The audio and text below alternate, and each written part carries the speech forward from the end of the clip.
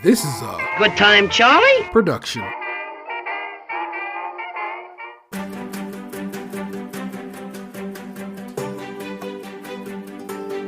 On your marks, get set, play.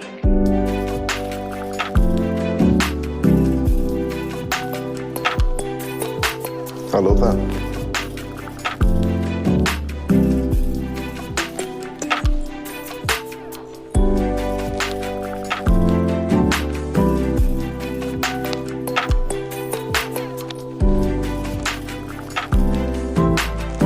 Good favor.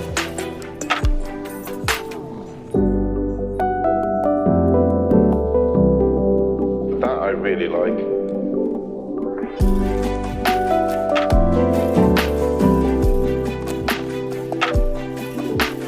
That is delicious.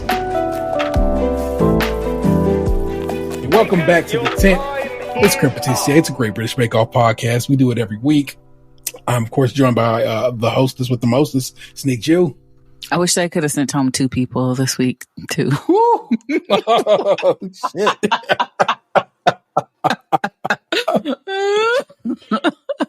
and it's my main man, the 216 Zone Tatum. What's up, big baby? We stand for Josh. We don't do a goddamn thing. I'm a Josh apologist then. That's you stand alone. Oh my gosh. It's series 14, episode 7, dessert week, 57 minutes. I said last week of podcast funk. I'm sorry, y'all, of baking funk. Let me get that right this go round. Bruh, this intro, this opening was real good. It's one where she kept pulling out baked things that with items that match it. So it's a Knickerbocker of whatever. It's over the song. And then the last one was, is that a spotted dick? I'm not looking in that. And it just That was funny. I made me laugh. Is that why Paul is walking around with I absolutely loved it. And so I always have to stay. I didn't hate last week. Last week's one was just dull. This is a return to form, what I've come to expect here in Series 14. And I bang with it. But each week, you know what I'm saying, before we get the party really officially started, we throw you a little news item just to have a good time. We keep you what's popping in the realm. And we call that segment Bakers Make the World Go Round, and I introduce it, and then I push play. And if everything works like it should, you'll hear it. Bakers make the world go round. Because they do. People, I'm telling you right now, bro. Imagine if you ain't had no bread. Actual bread. What would you do for that grilled cheese? Think on it. It's deep. I will have a story this week quesadilla. Comes from Time Out New York. Rosalind Skana Colgan on the byline. See iconic New York landmarks in gingerbread at this spectacular new display. There's even a gingerbread Apollo Theater, Brooklyn Bridge, and AMNH. I don't know what AMNH is, but they seem to think they know it. So if you know it, let a brother know. Rockefeller Center, the Brooklyn Bridge, the Bronx Zoo, the Apollo Theater, and more iconic New York City landmarks have been shrunken down and sugarfied into gingerbread recreations. 23 gingerbread houses comprise this year's Gingerbread New York, the Great Borough Bake Off at the Museum of the City of New York. You have to know why I picked this article. Come on. The display will be on view November 10th through January 15th at the Museum of the Upper East Side. The exhibition is included with general admission, which costs $20 per person. Local judges awarded honors to the top placing entries, but everyone can vote on their favorite for the People's Choice Award. I mean, look, I'm not going to read you this whole thing. Guess what? It's a bunch of pictures of sweet looking ass gingerbread constructions. I think you'll enjoy it. I think you'll enjoy that more than so much me, trying to read to you about these things. But it's dope. Do you guys like Can you throw that in a share? Oh, sorry. I got you. Hold on. Sorry, Aunt. What'd you say? I was just saying, do you guys like to eat gingerbread? I do enjoy me some gingerbread. Same. I enjoy some gingerbread. I like ginger snaps more. But I do enjoy gingerbread. I made a face because I'm spoiled living in Poughkeepsie. We don't have to pay for museums. And I was like $20, but yes, $40. yeah, right. Oh, that's the hip hop museum is the AMNH. I know. Now I kind of whatever. Oh, this is cute. Oh, how cute. I don't know what that's These are supposed great. to be. I don't know what that is either. And the fine print is a little too fine. A little too fine. Read. Cake shit. Oh, yeah, you're a tea cake. Soldier. Well, this one says the Soldiers and Sailors Memorial Arch. Mm-hmm. Right back up to that one. It says Historic Richmond Town by Arlene Chua, who made that one. So I don't know where that is. I don't either. And that's the last one in there. But like I said, beautiful. Every one of them. Adorable. Yeah, I dig it. Showstopper. It's too early. Can't do that. Well, it's going to be the only time. Oh, wow. Damn, the cheese really do stand alone out here, people. Again, like I said, it's dessert week. Our 6 remaining bakers in the tent is one Christy Sharp, Dan Cazador, Josh Smalley, Maddie Edjo, Saku, Chandra Sakara, and Tasha Stone. Your signature this week is gross, but I'll still tell you about it. 8 Crème caramels.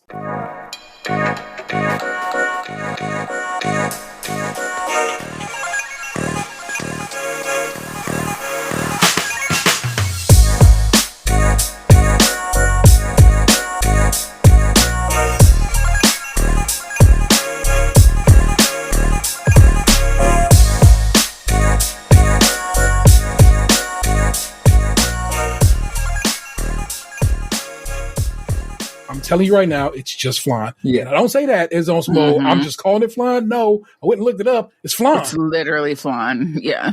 Yeah. That's just the French name for it is creme caramel. And that is it. It is flan. It's made how flan is made. It is so forth and so on. It's flan. So What if you have flan and you bang with flan, this is your challenge. If you are like me and think that shit look gross, then you can see where I'm at in this. Also same. Far too much jiggle. Far too wet. I love everything jiggle. about that is gross. Not gross. I gotta quit saying gross because some people bang with this and it's not my fault. Just not your or bag. their fault that I don't. It is not my cup of tea. You enjoy it as you will. Please and thank you. Don't and take no disses from your boy. I'm just not eating flan. Please don't serve it to me. Thank you. Up top we have Dan, who's going for a Thai green curry. And when he tells Paul and Prue his creme caramel is based on Thai green curry, they both look at him like the fuck. Paul said, don't say curry. Paul got his ass together. For real. Does it have curry in it? Flavored with of all things coriander root, which as you know, we call that cilantro in these streets. Galangal, lemongrass, and lime. I definitely looked it up for you. Galangal is an aromatic rhizome of any of 4 plant species in the Zingiberaceae, aka the ginger family. It's basically a little type of ginger. Yeah. Hey, I'm telling you right now, nobody was expecting anything from this, and we'll see how it comes around in judgment. Tasha is going for fig, honey, and rosemary creme caramel. Rosemary infused custard sandwiched between a honey caramel and fig compote and topped with a honeycomb twills. Twills? Yeah, no twills. Maddie, chai cream caramel, chai, coconut, and vanilla infused custard decorated with sugarwork, spiral, and coconut shavings. I think back and I'm like, do I recall seeing them coconut shavings? I don't, but I will have to double check that. I could be wrong. Saku is making a mini watalapan, which is a Sri Lankan dish. And so she is taking it back home. She's using a jaggery-based caramel. Jaggery is a sugar that's from the palm trees. On a cardamom and nutmeg spiced coconut custard with fried twills. These beautiful. Everything. Those who used twills knew what they was doing. I'll tell you that. Josh was making his Nan's favorite creme caramel, cinnamon and orange custard topped with cinnamon spiced plums and tempered chocolate butterflies. And Christy was trying her hand at orange cream caramels, orange zest and nutmeg infused custard topped with orange liqueur soaked orange segments and candied orange peels. All orange, all the damn time. This is kind of a wild day for Christy. I'll tell you that. In the arena. Somebody was boiling like rosemary or something in milk And I just, again, got super grossed out about the milk usage.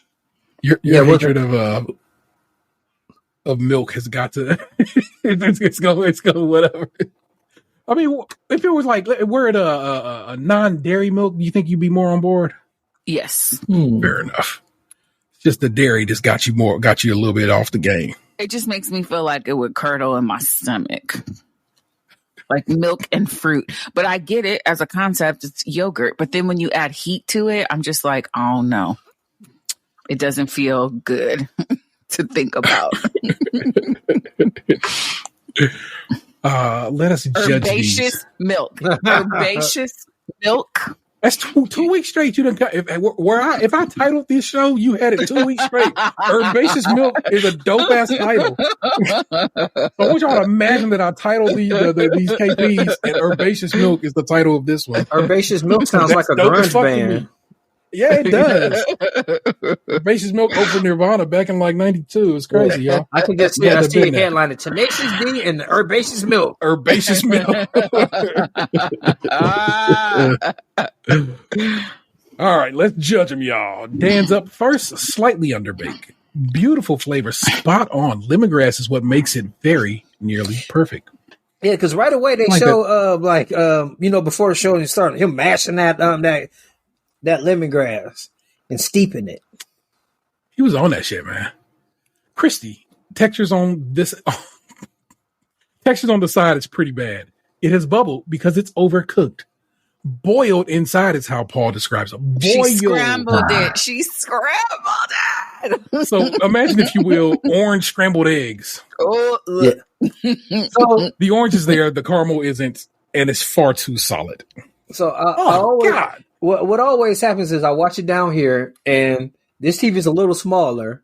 But I remember, like before anybody made anything, Prue saying, "If you see bubbles on the side, it's overdone." And then it's always Chekhov's explanation from these people. They're gonna tell you something, and then you're gonna see it at some point. They done told you what the deal is. As soon as you see the bubbles, like, oh shit, them bubbles. them bubbles. Up next is Tasha. Looks interesting. A turn of phrase I don't appreciate because I don't like. It's interesting. Like, hold on, was that good or bad? You got to give me a better word than that. Prue was concerned about a honey-based caramel, and feels it could have been thicker. Her concerns were met. It's swimming in a pool of sweetness, per Paul. Beautifully set. Yeah, for sure. Beautifully set, however. Smooth as anything. The fig comes through. The rosemary's barely there, and I wonder if it's because she used rosemary from her mom's garden as opposed to some store-bought or whatever. I'm just thinking it might just been a lighter. I mean, straight up boiling rosemary in the milk. It should be there just off of watching that happen. So I wonder if it's just the rosemary variety that she used that is the issue here. And also because I've been doing this since we talked about it a few episodes ago. The thing that they're judging is the caramel in this particular. For sure. And she made caramel out of honey, which doesn't even make sense to me because the only ingredient in caramel is sugar. Yeah. I don't think honey boils down like that either. Right. It just thins out, right? Yeah. Yeah. Yeah, which is basically how she ends up with what she ended up with. Had she just added some sugar to it, it might have thickened up, in fact. But that's just me. Flavor is lacking a bit of direction. The honey's good, but everything becomes overly sweet. Yes, it is. I think they say that honey is 100 times sweeter than sugar. You needed the rosemary to kick it up a notch to take that somewhere, and then she just didn't pull it off this go round. I sweeten my coffee with honey now. Fascinating. Saku, so pretty, very sweet. The cardamom is good, but too thick. Seems to be too much egg white. They asked how many she actually used, and she said she used 8 eggs. Oh, shit. And basically the ratio here should be like half as many egg whites as yolks. So if she used 8 eggs, it should have been 8 egg yolks, but 4 egg whites. And she just did all egg. And what she ended up with was also scrambled eggs. I want you to know, when it's overcooked here, it's scrambled eggs. All egg, everything. Josh, who we know is heating up right before the playoffs, looks pretty. Lots of finesse. Lots of bubbles on the side, meaning slightly overbaked. Spice plum and orange together taste delicious. Plums aren't cooked as much as Prue expected, but she likes that. She liked You it. did that on The purpose. texture is just off. It is overbaked, but you can't get over the flavor of that. Well done. Delicious scrambled eggs. When your shit tastes so good that they like, I don't even care if these eggs got scrambled. Fuck with it, I guess, man. You really made them plums do magic. Maddie looks attractive. Caramel could have been darker. Far too pale. It took that man 3 tries to get that caramel to work at all. Like he said in the post interview, you're lucky you got any. Yes. But it looks nice and it's smooth. Prue loves the flavor. Just a little overbaked, but the flavor is delicious. So like he didn't really have bubbles, but it was just leaning toward not set the way Prue appreciated. If you watch this episode, you'll see her hit Tasha's and the way it just flops. It's disgusting. I want you to, sorry, it's not disgusting. I just not my cup of tea. I was like, okay, I see what you want and I know it. I simply do not. So for me, what I wrote here in my own notes is, so Josh and Maddie's are overbaked, but their flavor's spot on. Tasha's is set perfectly, but the flavors aren't hitting. So that you got a scale to kind of balance your judging on here. Your technical challenge this week. Oh my God. 6 individual orange and ginger treacle puddings, 1.5 hours to make.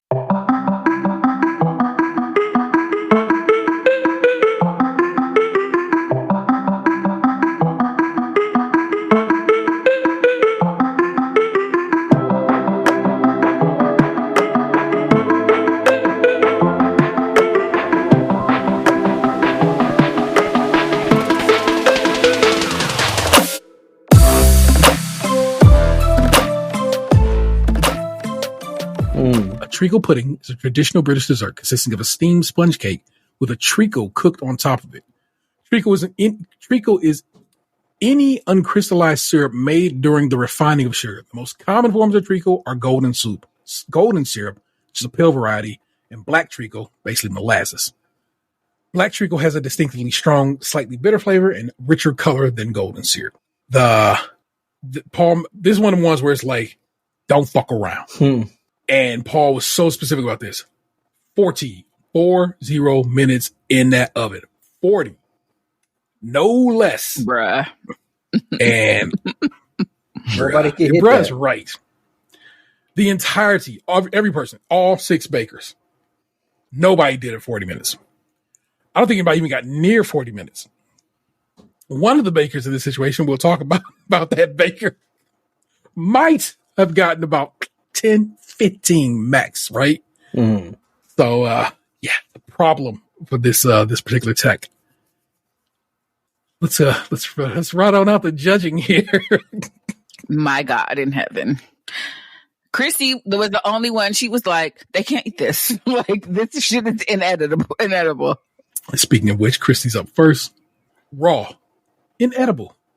The creme anglaise is okay. The golden syrup, not so much. Y'all, this golden syrup has, imagine if you will, just if you will, pancake syrup. Very pourable, very easily squirtable situation, whatever, you know what I'm saying? Now imagine if that's what you wanted, and instead I gave you cement. No, because hers weren't quite there yet. No, Maddie's. Yeah. Hers was more it was thick as hell. Caramels. Yes. Yeah, like that shit, right? That's not it. I can tell Her you that. shit was thick as racial tension. Oh. For real. Saku, creme anglaise is okay. Syrup, not bad. Steamed sponges are inedible. Just stodge. Needed another quarter of an hour. That turned a quarter of an hour.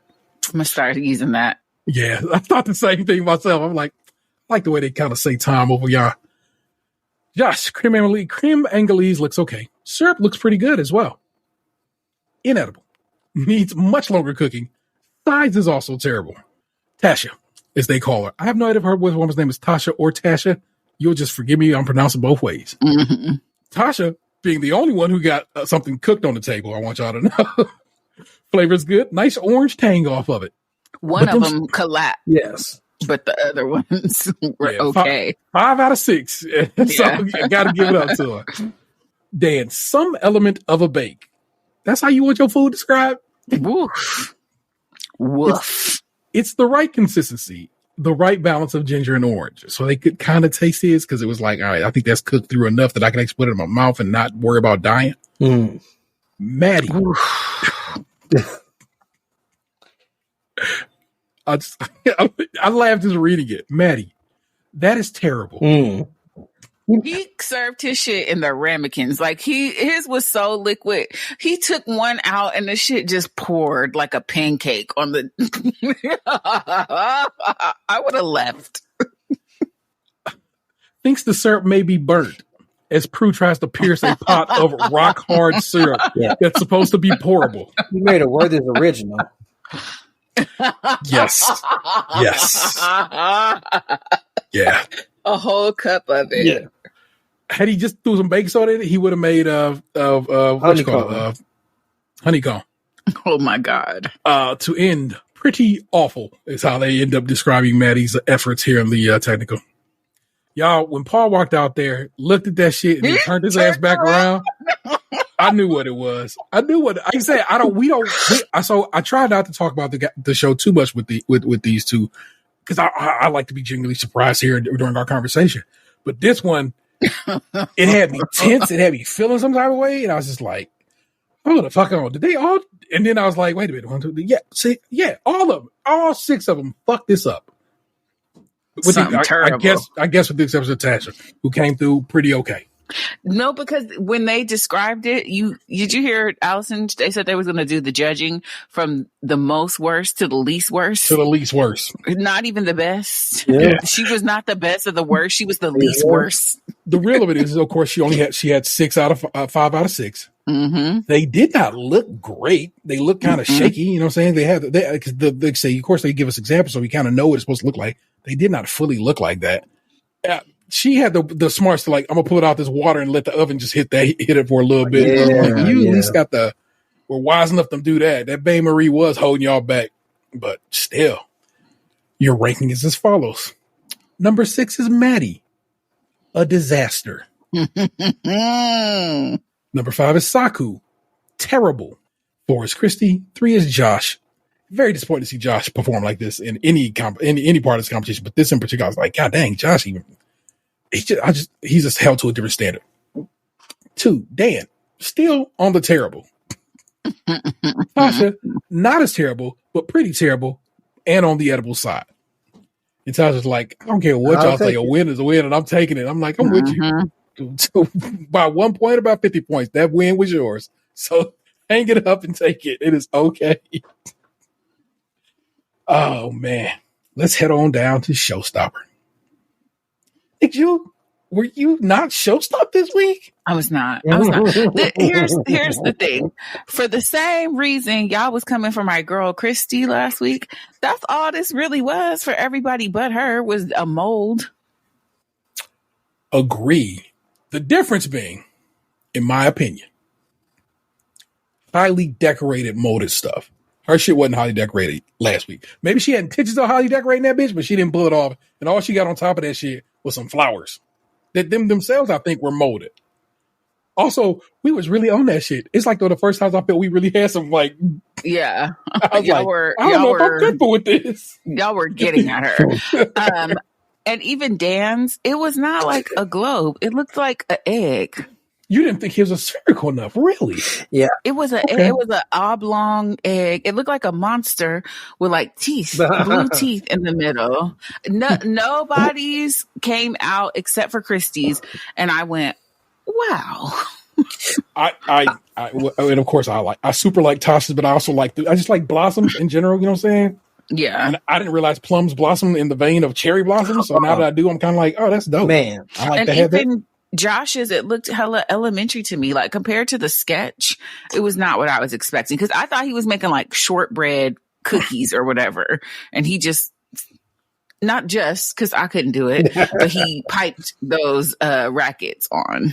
No, he baked those. The ones inside he did bake. Those were shortbread rackets. Yeah. Mm-hmm. And also, I know, like he didn't do excellent, but Maddie's I thought turned out pretty. Was pretty a looker as well. It had an interesting like swirl to it if you look at him. Yeah, and like if you look on the side, it had like layers to it. I was impressed. I was like, man, how'd you pull that off? I literally just watched it and I can't remember what anybody's look like except for Dan's and Christie's. Yeah. If you ever, I know this is more skim talk, but if you could get a plum tree, get one, because they will grow in our climate. I grew up with one in my backyard. Prettiest tree you ever want to have. But it is the bitch to clean up when all those white petals fall. Vanessa's father has all sorts of fruiting trees in his yard because they used to be an orchard back there, like straight up. So he still has like pears and apples, stuff like that. But I don't think he has plums. Maybe I hollered at him about that. He was very excited for legal marijuana to pass in the great state of Ohio because he's like, I can grow you some back here specifically for give me some for your situation and so forth. He called it the other day and I was like, man, he is wild hype to be growing some weed, but he just is. You know what he already, if you know what he doing, you know what he doing. Yeah, he got that. He do got a green thumb. Got to respect him for it. Showstopper sharing size dessert placed in a meringue bomb. So feel like, of course, the meringue bomb is wildly important, but I also feel like what was within that bomb is because that was going to be your baked element. Mm-hmm. Well, no, you had to bake the meringue, but the dessert. As we go through the dessert is kind of what we're looking at with more closest. 4 hours to complete. Maddie's up top, an English-Italian summer meringue bomb, a summer sandwich cake of pistachio crème, strawberry and basil compote.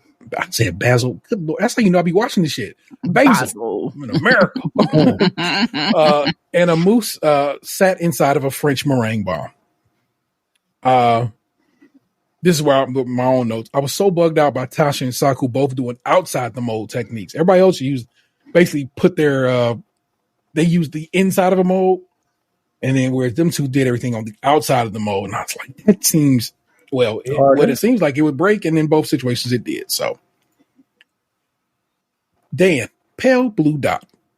This is going to be a chocolate Genoa sponge. Is going to be basically the crust of the earth on the inside of this globe, if you will.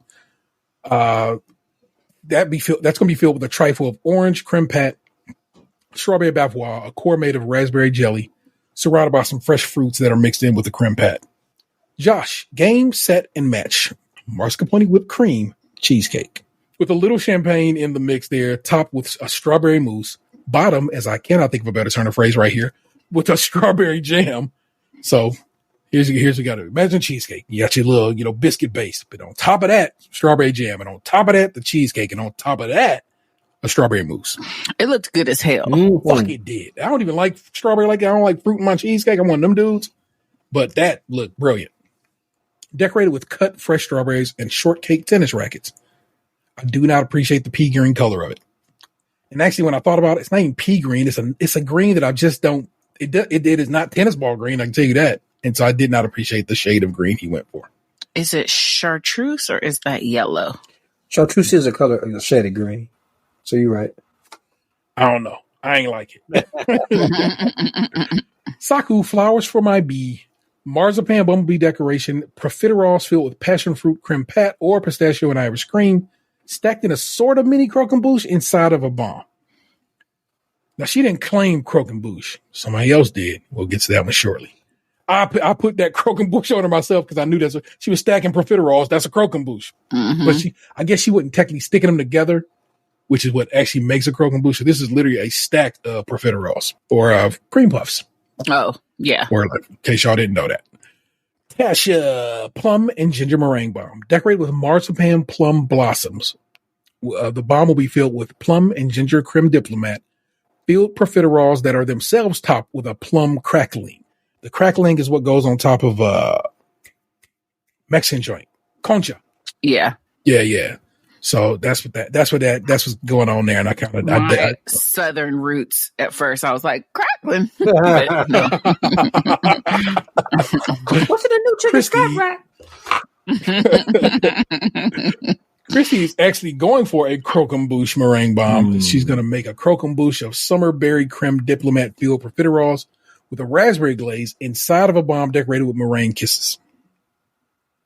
It really was pretty, y'all. Like the outside of that shit. Outside. Very, very impressive. Oh, I don't know. Yeah, said what he said. Let us judge this output.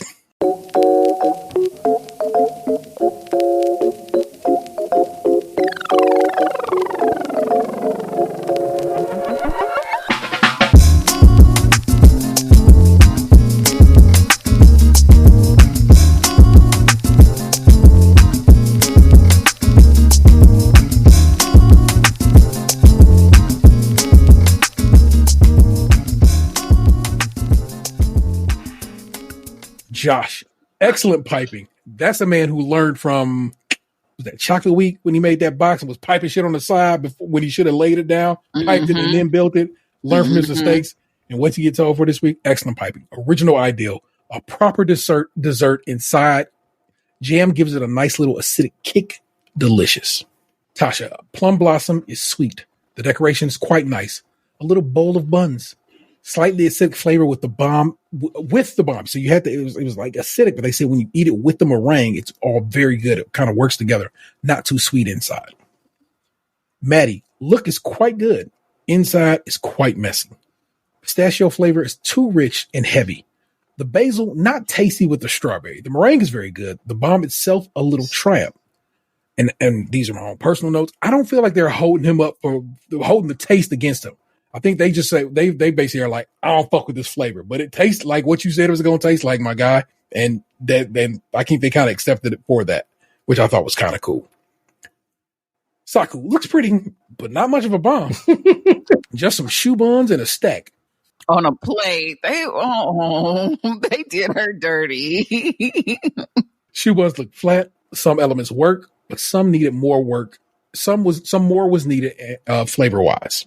And they've been telling the woman about her flavor 7 episodes straight. I'm not lying when I say that to you. You can go back and watch every time. They're like, well, it look pretty, but your shit ain't really tasting good. It look pretty, but your shit ain't really tasting good. And finally that got caught up.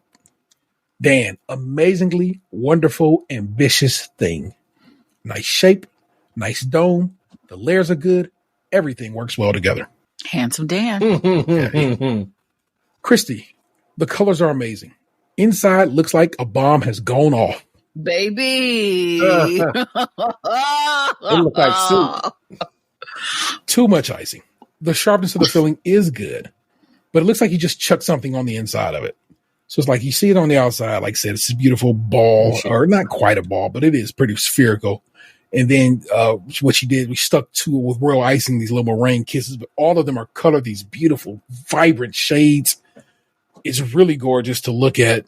And then she really did I'm like, he said, and Paul said it, style over substance. She really went for more, like, it looked great, but what I put inside of it, Nick is not lying. She could have gone home this week. I know why you could argue the other way on who did go home, but like I said, I could easily be convinced that old girl should have went home. Both.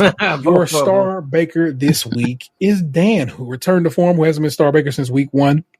Proud of my mans for that. Did the dang thing. Sent home this week, unfortunately, is Saku.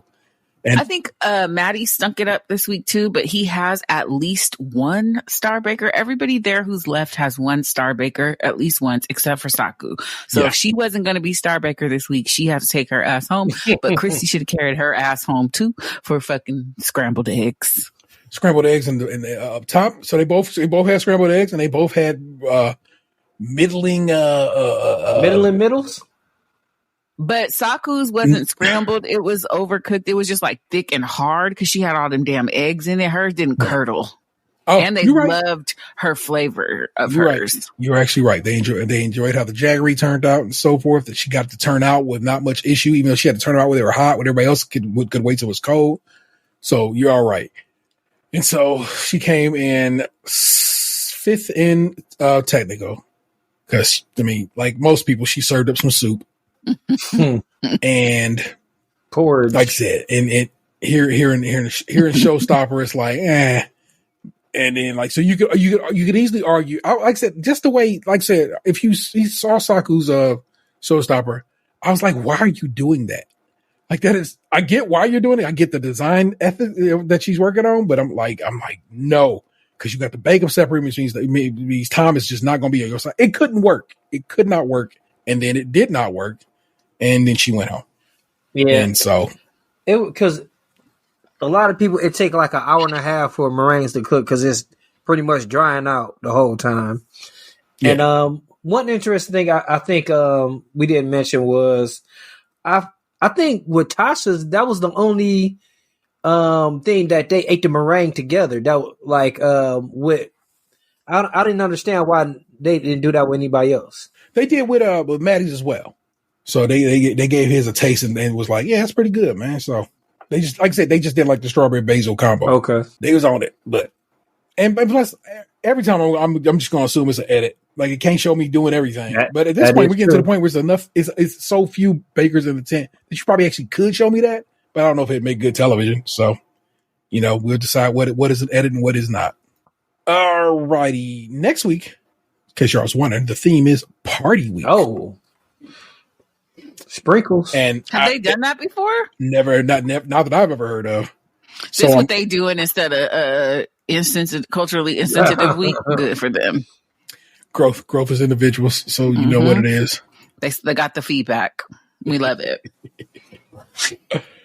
If you want to holler at us, you know what I'm saying? The email address for the show is podcast@sagecrunchymilk.com. The crunchy, of course, being spelled with a K.